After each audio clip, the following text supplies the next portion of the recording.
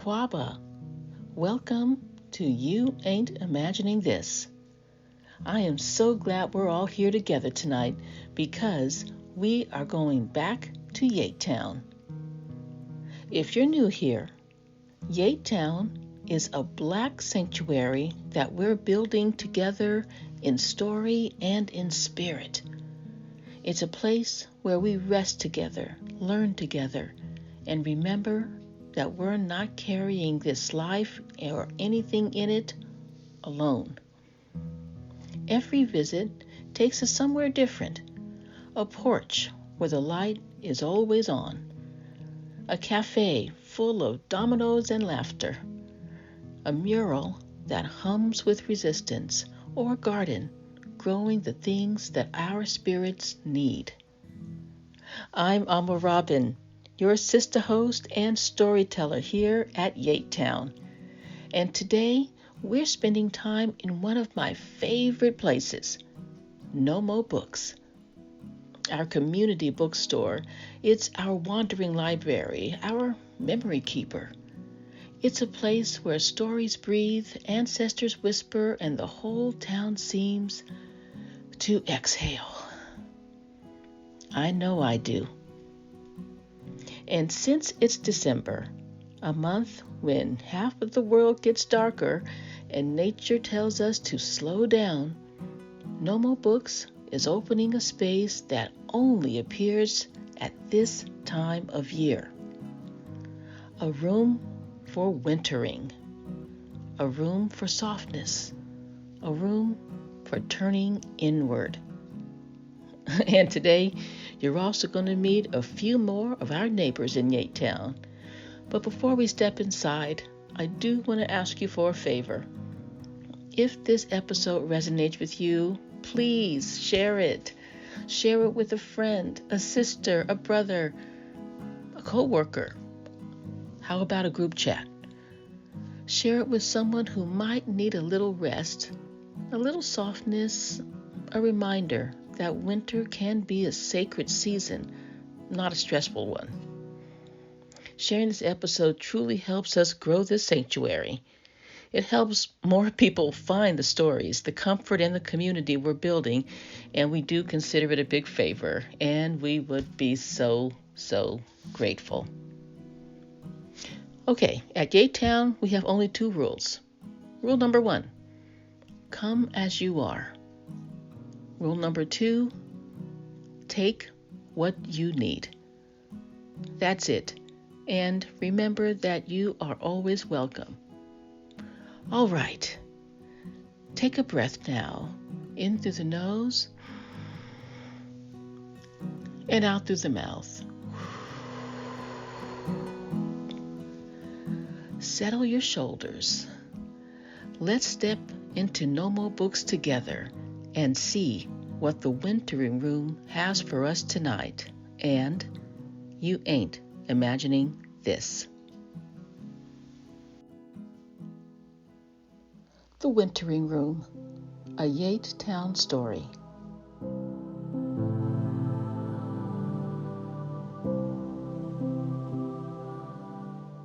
Tonight, when I stepped into Nommo Books, the sky outside had already turned dark. It was only late afternoon, but December does that. It pulls the evening closer, tucks the day in early. I love this darkness and the energy that comes with it. But I'll be honest, part of me always feels a little pressured this time of year.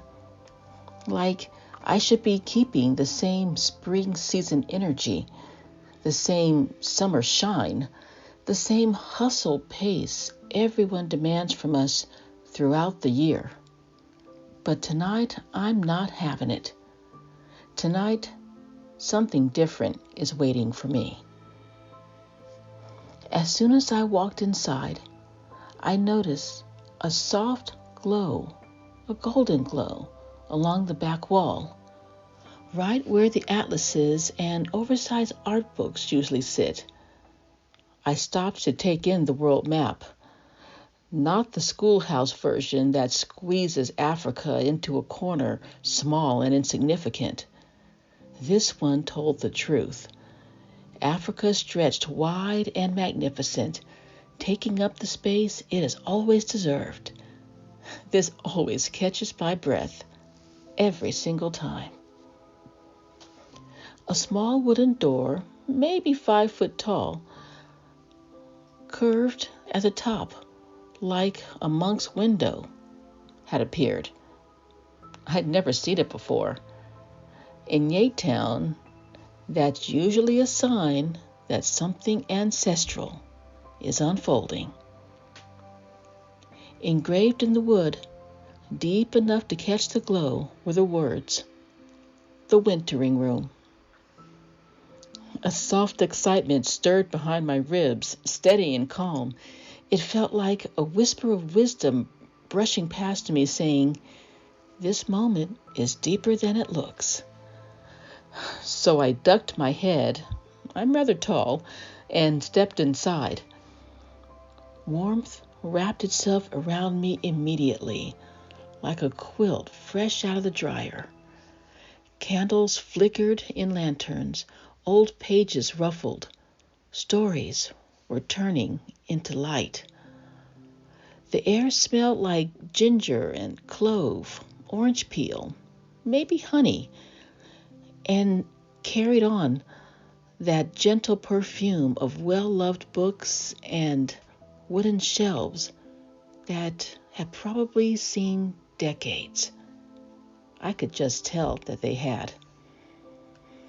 And there were blankets everywhere, piled in baskets, draped over chairs, folded with care across window seats. Soft ones, thick ones, quilted ones, stitched with colors that reminded me of kente cloth and my grandmother's Sunday dresses. The wintering room had been expecting me. As I walked in deeper, I realized that I wasn't alone. Mrs. Jenkins was already here. Of course she was, sitting in a rocking chair near the window. And even though she didn't speak out loud, I could feel her commentary. That woman's presence is a whole language in itself. She lifted a jar in her hand, ginger, cinnamon sticks, the honey, all swirling inside. And I could practically hear her saying, "Child, this is how we stay warm." I could actually hear it. This tea has healed so many winters. I smiled. I took the jar from her gently, poured a spoonful into a hot kettle that was waiting on a low table, and let the steam rise up to kiss my face. It felt so tender. A soft rustling drew my attention to the other side of the room. Mr. Kojo Fields, the unofficial bird keeper of YAIT Town, was scattering winter seeds along the window ledge. He doesn't always speak in words, but his actions preach. The man has sermons on his shoulders. The way he placed each pinch of seed was careful, reverent, really. Like he was saying, even the small ones need softness in the cold. Outside the window, a few sparrows hopped closer, studying him like he was the neighborhood elder they trusted. In fact, I think he was. He nodded back, satisfied. Mr. Kojo never rushes, not even when the rest of us are running on fumes. Winter is his season. I stepped further in and noticed a younger neighbor, one of the teens who usually works after school at the Umoja Cafe, curled up in a window seat with a stack of quilts. She had her earbuds in, nodding to something I couldn't hear, but she held up one quilt for me to see. Bright patches, old sorority shirts, a piece of someone's prom dress, a scrap of Ankara fabric.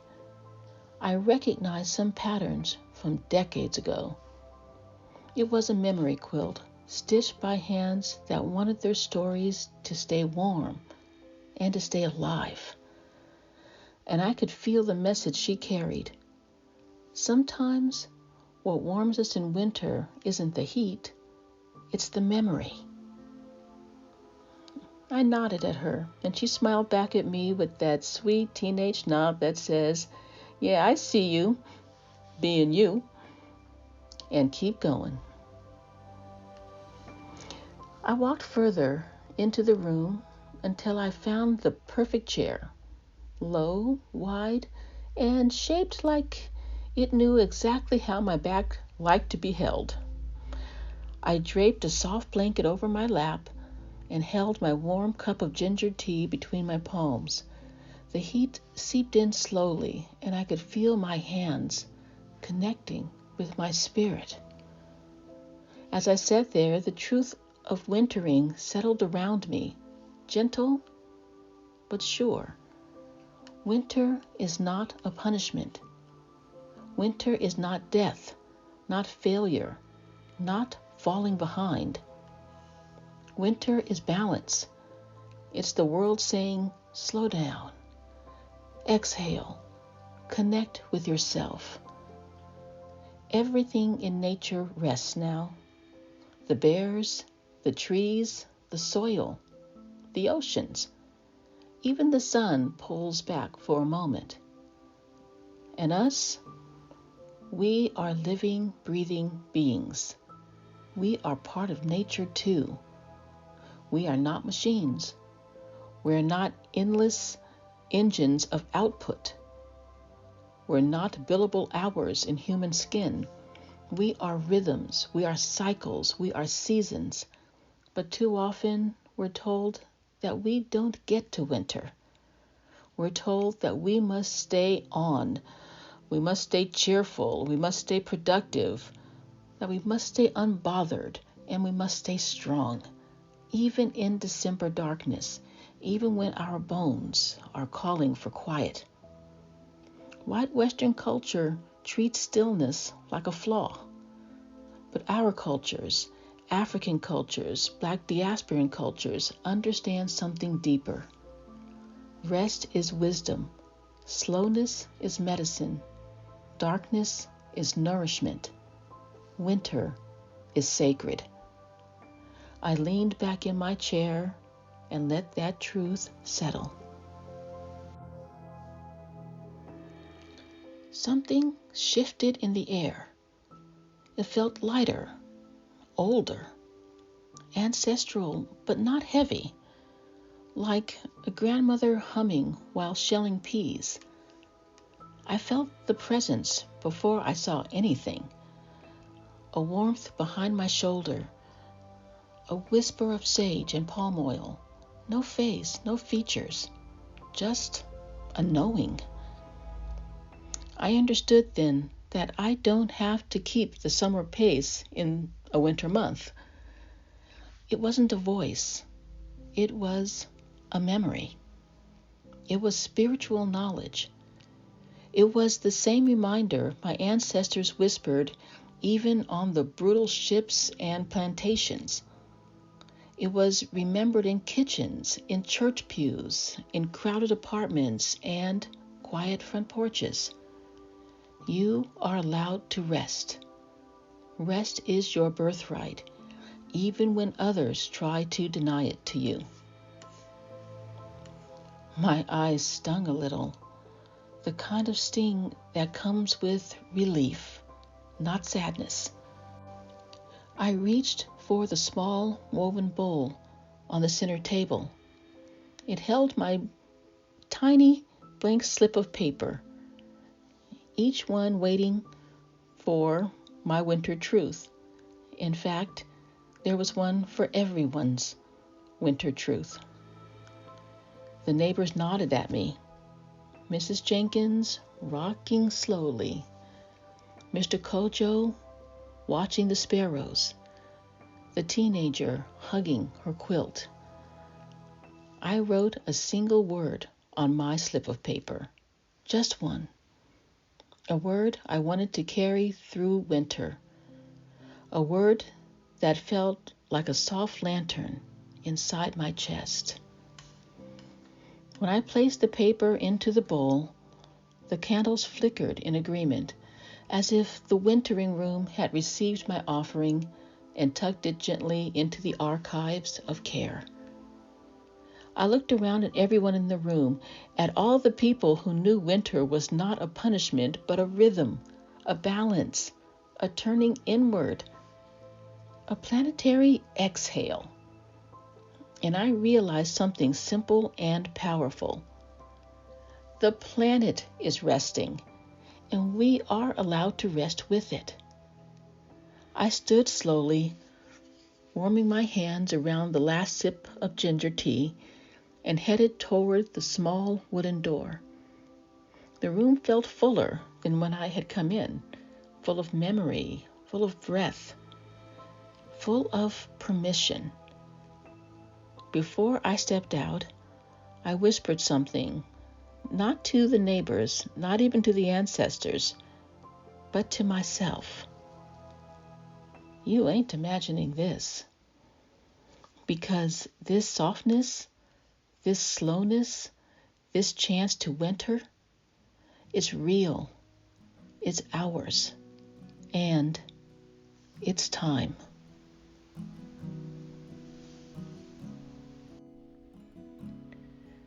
Hey, it's Amo Robin again. Asante Sana for listening to the story, and a special thank you for going with me beyond the story. I hope that you did enjoy this wintering story. Mystical, magical, yes. Fictional, absolutely. But deeply rooted in truth, in history, in culture, and in my own lived experience. Wintering may sound like a fairy tale in Nommo Books, but every part of it draws from something real, something ancestral, and something we've all carried, for generations. This has been a really busy year for me. Perhaps it has been for you too. I've had a year of moving and traveling and caretaking and creating, holding, thinking, grieving, and all of this while trying to stay centered in a world that is constantly pulling me off balance. There's been emotional work, mental work, physical work, and I feel all of it in my bones. And then here comes December. And even though I'm already tired, the world expects me to give even more energy for the holiday gatherings, more money for gifts, more cheer, more sparkle, more presents. And Thanksgiving, or what I call the gratitude table, was really healing in its own way, but still it was a lot. And now the Christmas season comes, which is truly one of my favorite times of the year, but it arrives on top of all of that exhaustion. So when the days grew shorter and I stepped outside and saw that huge supermoon glowing so bright it made the sky blush, something inside of me softened.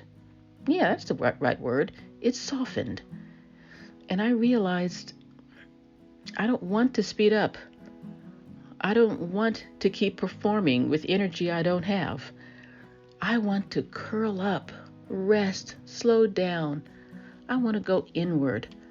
I want to breathe. And that feeling, that desire for quiet, that instinct to turn inward with the darkness, this is called, wait for it, balance. That is nature speaking.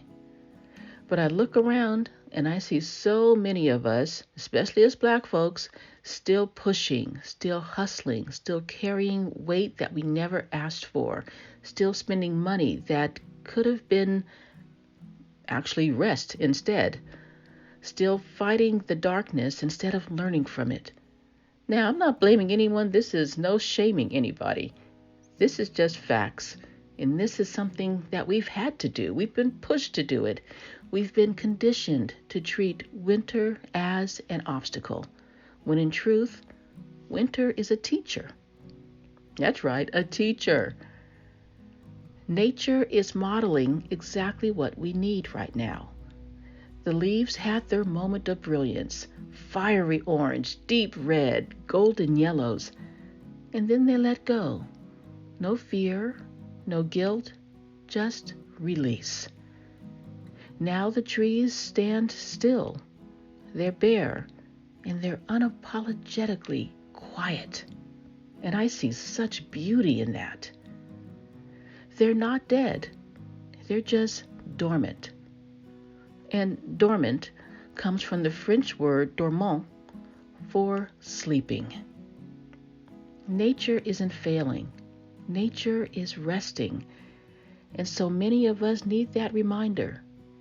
We are not machines. We are living beings on a living planet, and the planet is resting. We are allowed to rest with it. Winter offers us a gift, the gift of rest and reflection and softness and quiet connection, slower breathing, deeper presence. Winter says, go inward, gather yourself, tend the roots no one else can see. And we honor this season by creating our own small wintering spaces wherever we are.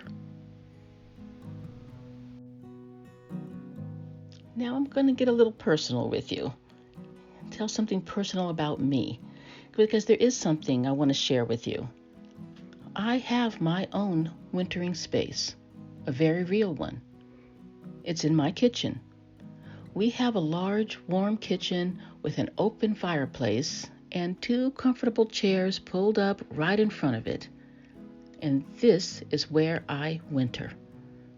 That is where I rest, I write, I sip tea, I breathe, I let myself soften.